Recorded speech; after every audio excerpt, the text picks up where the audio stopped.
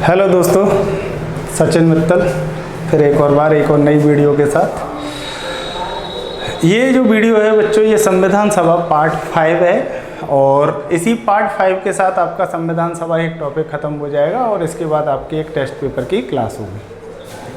बच्चों एक चीज़ समझ लीजिए, जो बच्चे मेरे साथ इस वीडियो से जुड़ रहे हैं, इस क्लास से जुड़ रहे हैं, इससे पहले समझ लें कि मेरी जो बाकी की इसमें 5 क्लासें पहले हैं, आप उन्हें करते हुए क्रम वाइज करते हुए आएँ, तभी आपको चीज़ें अच्छे से समझ में आएंगी। वरना आज स्टार्ट करेंगे तो आपको लगेगा कि हम बीच में से पढ़ रहे हैं, कहाँ से पढ़ रहे हैं। ठीक है ना। एक सिस्टमेटिक ढंग से पढ़ते रहिए, एक निरंतर तरीके से पढ़ते रहिए, लगातार ऐसे समझ के पढ़िए कि जैसे आप क्लास में पढ़ रहे हैं। रेगुलरिटी बना के रखिएगा बच्चों, इस चीज़ को ध्यान रखिएगा, वरना आपका सिलेबस करना थोड़ा सा मुश्किल होगा। तो आज मैं आपको है ना 5वीं क्लास करा रहा हूँ। इसमें 5वीं क्लास करने से पहले है ना बच्चों 1-2 पॉइंट मेरे दिमाग में आ रहे हैं। ठीक है ना, पहले हम उन्हें कर लेते हैं, फिर इसके बाद चीज़ें करेंगे। जैसे एक जनरल चीज़,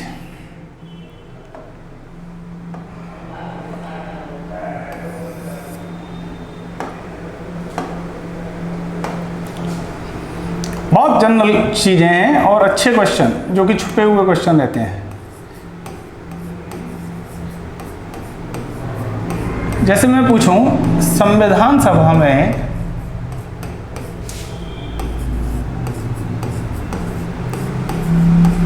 अनुसूचित जाति के सदस्य संख्या कितनी है? आप पूरी संविधान सभा पढ़ चुके। जनरल क्वेश्चन, संविधान सभा में अनुसूचित जाति की सदस्य संख्या कितनी है? तो बच्चों आपको आंसर देना है 26। इसी संविधान सभा में अनुसूचित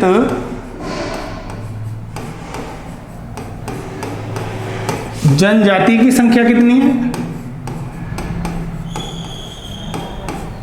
तो आंसर देना है आपको बच्चों 33। बहुत सामान्य क्वेश्चन है, पूछ लिए जाएं तो फिर बहुत कंफ्यूजन ही रहेगा। यहाँ आप अच्छे तरीके से समझ लें। मैंने कहा था ना आपको फैक्ट और कॉन्सेप्ट दोनों का समन्वय दूंगा मैं। एक चीज और देखते हैं बच्चों, 15 अगस्त 1947 आपकी आज़ादी का दिन है। 15 अगस्त 1947। ये 15 अगस्त 1947 ही क्यों है? इसको जोड़ना एक शख्सियत से बच्चों, लॉर्ड माउंटबेटन, आपके अंतिम ब्रिटिश वायसराय। लॉर्ड माउंटबेटन, हम संविधान सभा में पढ़े भी थे कि भारत और पाकिस्तान का जो विभाजन हुआ था वो माउंटबेटन योजना के आधार पर ही किया गया था, है ना।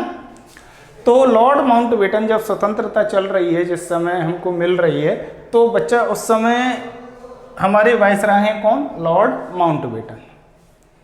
तो लॉर्ड माउंटबेटन से ही पूछा गया था ये, और इसका उल्लेख उन्होंने किया भी था अपने एक भाषण के दौरान कि भाई ये बताइए, आपने ये आज़ादी का दिन जो चुना है वो 15 अगस्त ही क्यों चुना था? तो उन्होंने एक बात बताई थी लॉर्ड माउंटबेटन ने। लॉर्ड माउंटबेटन जो थे वो साउथ ईस्ट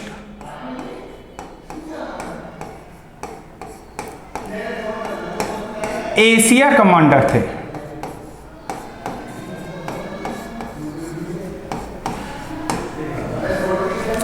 ठीक है ना। तो ब्रिटिश गवर्नमेंट का एक संघर्ष चल रहा था, द्वितीय विश्व युद्ध के दौरान ही ये संघर्ष था। किसके साथ? जापान के साथ। आप जानते हैं जो ब्रिटिश है वो मित्र राष्ट्रों में है और ये जापान वगैरह थे, ये ध्रुवीय राष्ट्रों में थे। तो विश्व युद्ध चल रहा है, तो जापान के जो प्रधानमंत्री थे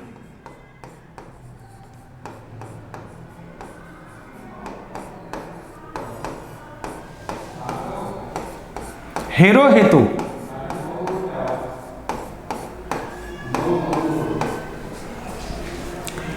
वो रेडियो पर एक भाषण दे रहे थे और इस भाषण को लॉर्ड माउंटबेटन ने चर्चिल के रूम, उस समय प्रधानमंत्री वहाँ के हैं चर्चिल, तो चर्चिल के रूम में थे लॉर्ड माउंटबेटन, ठीक है, वहाँ उन्होंने रेडियो पर भाषण सुना जापान के प्रधानमंत्री का। और बच्चों आप जानते हैं ये जो भाषण है ये 15 अगस्त 1945 को आया था। तो इस 15 अगस्त को यहाँ लॉर्ड माउंटबेटन ने कनेक्ट किया। अब जानते हैं बच्चों कि लॉर्ड माउंटबेटन के समक्ष ही जापान ने 4 सितंबर 1945 को आत्मसमर्पण किया था इस भाषण के बाद, क्योंकि साउथ ईस्ट एशिया कमांडर कौन है? Lord Mountbatten. तो हमारी आज़ादी का दिन 15 अगस्त को ही क्यों निर्धारित किया? ये क्लियर किया था लॉर्ड माउंटबेटन ने, ठीक है, इस चीज को बच्चों एक जनरल जानकारी है, अच्छा रहेगा आपके लिए बच्चों, ठीक है ना। तो संविधान सभा में अनुसूचित जाति के सदस्य संख्या कितनी है? 26। अनुसूचित जनजाति की संख्या कितनी है? 33, ठीक है ना। 15 अगस्त 1947 को ही हमें आज़ाद क्यों किया गया, इसका उल्लेख लॉर्ड माउंटबेटन ने किया। लॉर्ड माउंटबेटन कौन थे? साउथ ईस्ट एशिया कमांडर थे। जापान के प्रधानमंत्री हिरोहितो ने रेडियो पर भाषण दिया 15 अगस्त 1945 को, जिसे सुना था किसने? लॉर्ड माउंटबेटन ने चर्चिल के रूम में। इसलिए इन्होंने कहा कि मेरे को अचानक से 15 अगस्त याद आया, इसलिए मैंने भारत की आज़ादी का दिन 15 अगस्त निर्धारित किया। क्लियर? बात समझ में आई? ठीक है ना। चलिए बच्चों अब आगे देखते हैं। ये भी एक बहुत कंफ्यूजिंग टॉपिक रहता है संविधान सभा में महिला सदस्य संख्या। बच्चों मैंने आपको बताया था कि जो हमारा 26 नवंबर 1949 को जब संविधान स्वीकार किया गया था, तो उसमें जो हस्ताक्षर किए गए थे 284 सदस्यों के द्वारा, उसमें महिला कितनी थी? 8 महिला थी, ठीक है ना। एक क्वेश्चन तो ये बनता है महिलाओं के ऊपर। दूसरा क्वेश्चन पूछा जाता है संविधान सभा में कितनी महिला सदस्य थी? आंसर इसका 15 भी हो सकता है, आंसर इसका 13 भी हो सकता है, आंसर इसका 12 भी हो सकता है। तीनों आंसर हो सकते हैं। तीनों आंसर कैसे बनते हैं इस चीज को हम समझेंगे। पहले तो इतना समझ लीजिए संविधान सभा में टोटल महिला सदस्य हैं कितनी? 15, ठीक है ना। पहली है दुर्गाबाई देशमुख, दूसरी है राजकुमारी अमृत कौर, क्योंकि बेटा ये क्वेश्चन आराम से बन सकता है, निम्नलिखित में से कौन महिला सदस्य थी, कौन महिला सदस्य संविधान सभा में नहीं थी। इसके लिए आपको ये नाम आना बहुत जरूरी है। हंसा मेहता, तीसरा नंबर बेगम एजाज रसूल, ये बहुत इंपॉर्टेंट है। क्यों? एकमात्र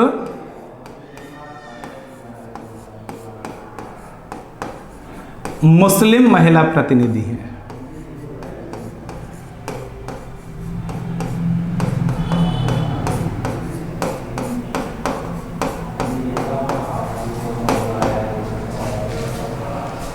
एकमात्र मुस्लिम महिला प्रतिनिधि। अगला है अम्मू स्वामीनाथन। अम्मू स्वामीनाथन बेटा एक नाम आपने सुना होगा, नहीं तो आगे भी सुन लेंगे। ये कैप्टन लक्ष्मी सहगल की मां है।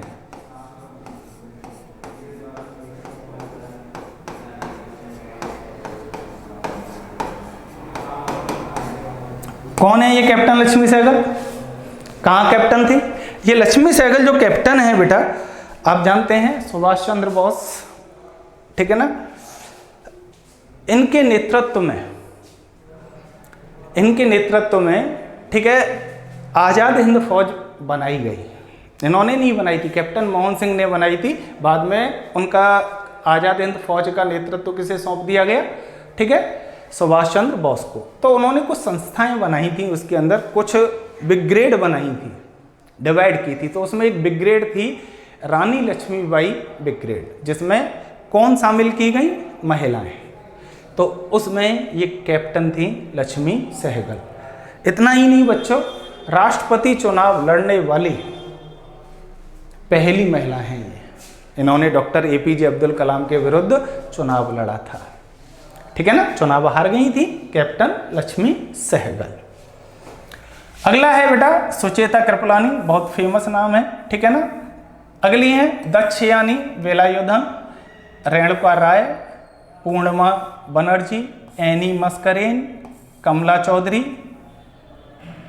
लीला रॉय, मालती चौधरी, सरोजनी नायडू और विजय लक्ष्मी पंडित। बच्चों आप जानते हैं ना सरोजनी नायडू और विजय लक्ष्मी पंडित। विजय लक्ष्मी पंडित जवाहरलाल नेहरू की सिस्टर है। इन दोनों ने संविधान सभा के चुनाव में भाग नहीं लिया था, लेकिन इन्होंने संविधान सभा में मदद की थी। तो ये 13 कैसे रह गए, इन दोनों नामों को उठाएं तो 13 रह जाते हैं। 12 कैसे रह जाते हैं बच्चों,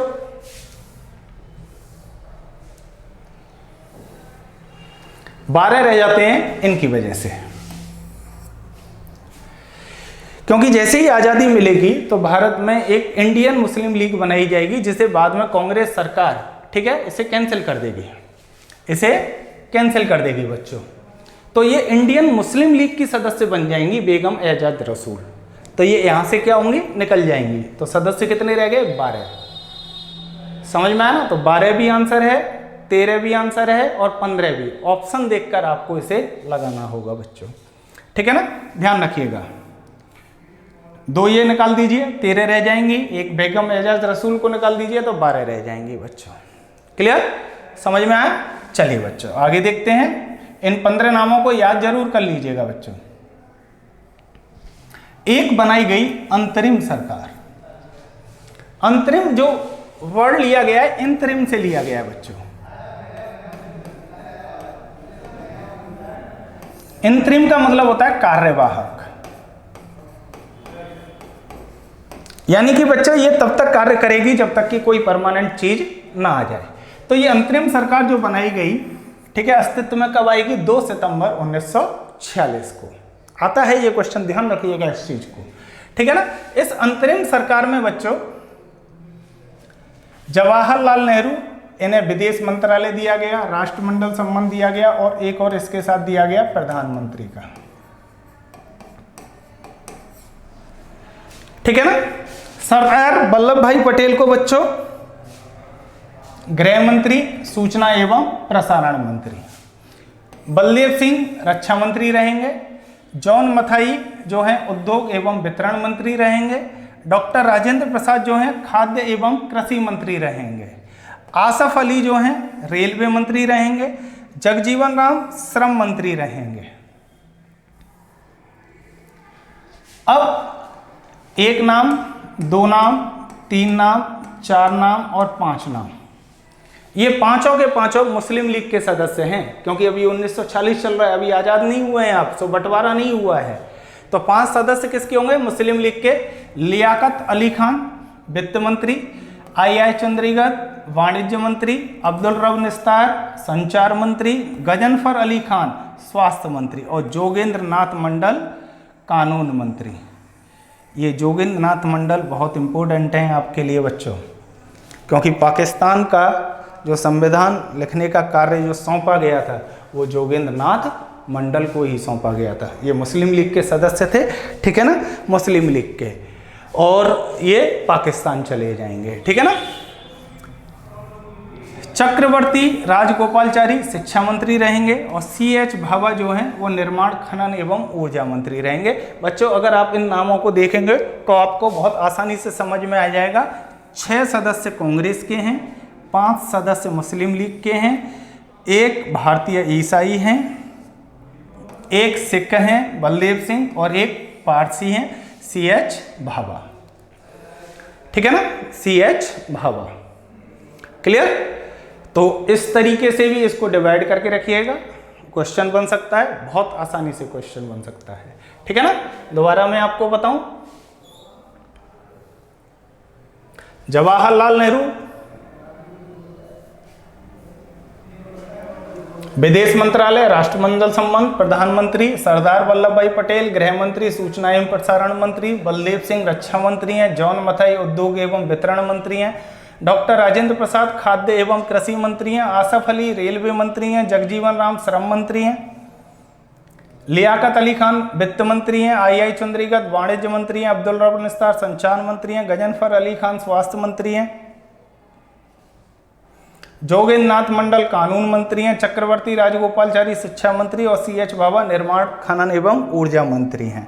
ठीक है, डिवाइड कर दिया इस तरीके से। अब बच्चों, अब आप आज़ाद हो जाएंगे 15 अगस्त 1947 को, तो स्वतंत्र भारत का पहला मंत्रिमंडल बनाया जाएगा।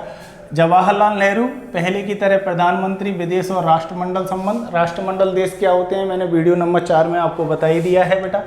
वल्लभ भाई पटेल उप प्रधानमंत्री, भारत के पहले उप प्रधानमंत्री। ये इस पद का उल्लेख संविधान में नहीं है बच्चों, ठीक है ना, सेटिस्फाई का पद है ये, वरना हमारे यहाँ क्या होता है, प्रधानमंत्री के बाद दूसरा जो मंत्रालय होता है वो गृह मंत्रालय होता है। ठीक है ना। सूचना एवं प्रसारण मंत्रालय भी किसको दिया गया, वल्लभ भाई पटेल को, और साथ में इन्हें एक और जोड़ा गया देशी रियासतों का विलय को। ठीक है ना, देशी रियासतों का जो विलय करवाएंगे वो कौन करवाएंगे, वल्लभ भाई पटेल। इसलिए इन्हें भारत का बिस्मार्क भी कहा जाता है। आगे चल के पढ़ाऊंगा अभी बच्चों इस चीज को, ठीक है ना, देशी रियासतों के बारे में जब आपको टॉपिक पढ़ाऊंगा तो आपको इसे कराऊंगा भी, ठीक है ना। डॉक्टर राजेंद्र प्रसाद जो हैं खाद्य एवं कृषि मंत्री रहेंगे। डॉक्टर अबुल कलाम आजाद शिक्षा मंत्री रहेंगे। जॉन मथाई रेलवे एवं परिवहन मंत्री। सरदार वल्लभ सिंह रक्षा मंत्री, बलदेव सिंह रक्षा मंत्री। जगजीवन राम श्रम मंत्री रहेंगे। CH बाबा जो हैं वो वाणिज्य मंत्री बनाए जाएंगे। अब इसमें मुस्लिम लीग तो शामिल नहीं होगी बच्चों। रफ़ी अहमद किदवई संचार मंत्री। राजकुमारी अमृत कौर स्वास्थ्य मंत्री, पहली महिला कैबिनेट मंत्री राजकुमारी अमृत कौर। डॉक्टर BR अम्बेडकर विधि मंत्री। क्यों कानून मंत्री बनाए जाएंगे, विधि मंत्री बनाए जाएंगे, क्योंकि अब यहाँ से चले गए कौन, जोगेंद्र नाथ मंडल। श्यामा प्रसाद मुखर्जी उद्योग एवं आपूर्ति मंत्री, इनके बारे में इतना और समझ लो बेटा। श्यामा प्रसाद मुखर्जी ने, ठीक है ना, कश्मीर के लिए बहुत बड़ा आंदोलन किया था और इस कैबिनेट से सबसे पहले त्यागपत्र देने वाले श्यामा प्रसाद मुखर्जी ही थे, ठीक है ना। NV गाडगिल खदान कार्य एवं ऊर्जा मंत्री हैं और RK सनमुखर शेट्टी जो हैं वो वित्त मंत्री हैं। क्लियर हुई बात, ठीक है। ये स्वतंत्र भारत का मंत्रिमंडल है, ठीक है ना बच्चों। इसे बहुत अच्छे ढंग से कीजिएगा। यहाँ आपका है ना ये टॉपिक खत्म होता है, पहला टॉपिक था, ठीक है, वो खत्म होता है बच्चों किस चीज के लिए, संविधान सभा के लिए, ठीक है ना। 5 पार्टों में मैंने आपको इसे करा है, क्रमबद्ध तरीके से पढ़ते जाइए और फिर देखिएगा बच्चों, आप इसके क्वेश्चन पेपर लगा के देखिए, सारी चीज़ें करके देखिए, तो आपको बहुत मज़ा आएगा। आपको लगेगा कि हाँ जी अब हमारे क्वेश्चन बहुत आसानी से सॉल्व हो रहे हैं, ठीक है ना। प्लस एक और चीज़, हर वीडियो में मैं बोल रहा हूँ कि आप कमेंट बॉक्स में आपके कोई भी प्रॉब्लम हुआ करे, कोई भी क्वेश्चन हुआ करे, उसे आप जरूर डाल दिया करें, है ना। उसे मैं एक साथ आपको इकट्ठा करके 1 हफ्ते का मैं आपको वीडियो, ठीक है, बनाकर उसका आपको आंसर प्रोवाइड कराऊंगा, ठीक है ना। लगातार बने रहिए, देखते रहिए, ठीक है ना। अच्छा लगे चैनल को सब्सक्राइब कीजिए। एक और बात बेटा, एक हमारा चैनल है AKT लाइव, जिस पर आपको सारे वीडियो मिलते हैं, मैथ के, अंग्रेजी के, डिफेंस के, IAS PCS सारे वीडियो मिलते हैं। एक और चैनल है GS विद सचिन मित्तल, उस पर आपको GS के वीडियो मिलते हैं बच्चों, है ना, ठीक है। तो आप दोनों चैनलों को सब्सक्राइब कीजिए, ठीक है ना। दोनों चैनलों को लाइक कीजिए, शेयर कीजिए ज़्यादा से ज़्यादा, जिससे कि आप ज़्यादा से ज़्यादा लोगों तक अपनी पहुंच बना सकें। थैंक यू बच्चों।